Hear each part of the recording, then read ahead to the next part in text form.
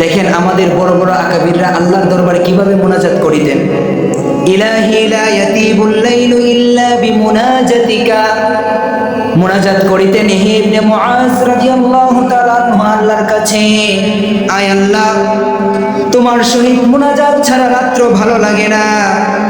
ওয়ালা ইয়াতিবুন নাহারু ইল্লা বিতাআতিকা, আয় আল্লাহ তোমার ইবাদত ছাড়া আমার দিন ভালো লাগে না।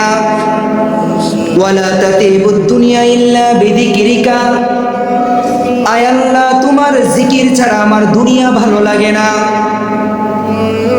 তারপরে দোয়া করতেন ওয়ালা তাতিবুল আখিরাতু ইল্লা বিআফুইকা, আয় আল্লাহ তোমার ক্ষমা ছাড়া আমার আখিরাত ভালো লাগে না। ওয়ালা তাতিবুল জান্নাতু ইল্লা বিরুয়াতিকা, আয় আল্লাহ তোমার দিদার ছাড়া আমার জান্নাত ভালো লাগে না। আমাদের বড় বড় আকাবিররা আল্লাহ তাআলার কাছে এভাবে দোয়া করে তারা তাদের জমিনে বসে দোয়া করতেন। আল্লাহ তাআলা আরশে আজিমের মধ্যে সেই দোয়া কবুল করে নিতেন। বর্তমানে আমরা আল্লাহ তাআলার কাছে এভাবে দোয়া করি না। আমাদের দোয়ার মধ্যে কোনো রকম খুশুখুজু নাই, দোয়ার মধ্যে আমাদের মনের মধ্যে উদাসীনতা থাকে।